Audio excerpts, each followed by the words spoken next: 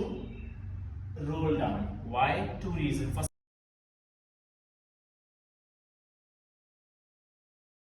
most of you were urged here. See, this is your. So what happens in side bending especially, most of the side bending what happens, you don't have control over the lower back. That's the reason all the time when you do side bending, make sure that side bending first movement, first action start from the lower back in every side bending. All the side, whether it is standing, sitting, whatever it is. So that's the reason I told you first you roll down. Why? Two reasons. First of all, spine will be free, no any compression. All the nerves which goes down, because it's a center joint, so all the nerve which goes down to the lower body will be free and will carry good information, so you are not tense. Second is because it's open pelvic, so you have a good automatic rotation, so the hip socket will be nicely adjusted, your legs will be nicely adjusted and grounded. That's the reason this movement is important, because if you will not correct the movement now, so when you go down, see, many of you, I was checking, you were like this, Trikonasana this side. See, you were coming front. See, this is what you had, and this is why, because in the beginning you don't have that awareness with your body.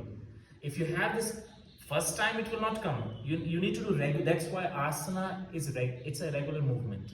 It's not first you do and then you are done. There should be repetition.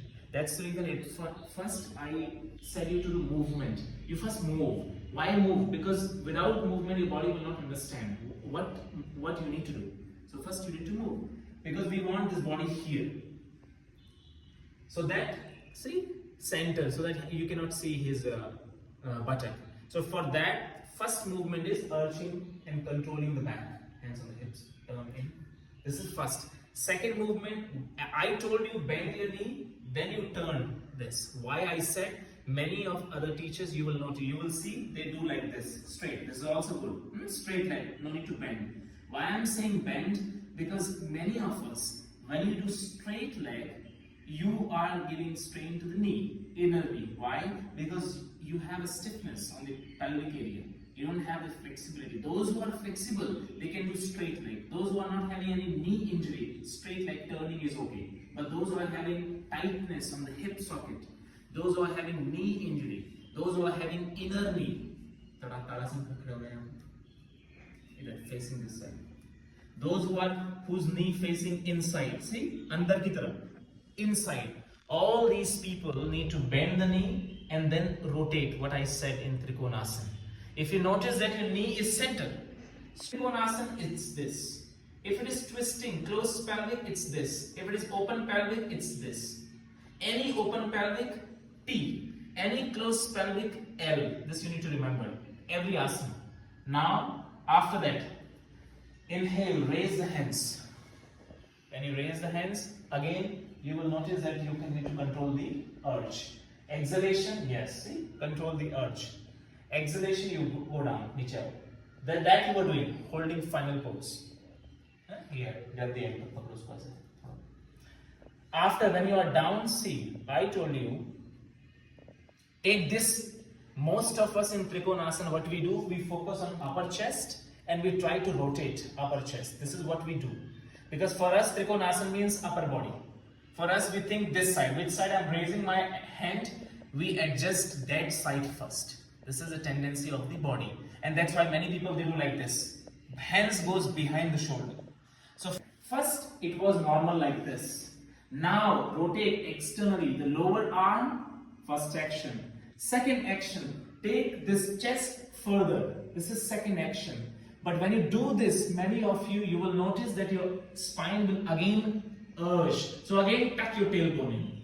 Many times you need to do this, controlling the lower back.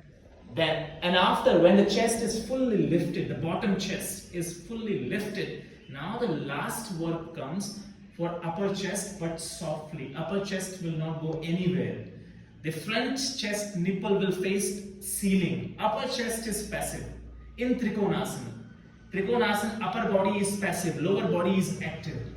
This side Trikonasana, and then you extend the hand and watch the hand. Thumb. This is what you need to do. And now after this trunk adjustment, I told you, keep the weight on your heel. Keep the weight on the front heel and the back heel leg you rotate externally. See? Now what you will do with the leg? You rotate this leg, the back leg, outside as much as possible. And one instruction I gave you, if you remember, I told you press the front hip inside, this side of the hip, in. So you press this hip in, this hip out. Is it clear? Raise thumb. This hip inside. And because why? Because it's open pelvic. You should have a proper space in the frontal area of the navel. And this is how the navel is free. And in the solar area, when you breathe, you can nourish the body. And pranic flow will circulate throughout the body in this asana. With inhalation, you press the heel, come up. Let's try other side because we did one side. So let's try other side with my instruction. Everyone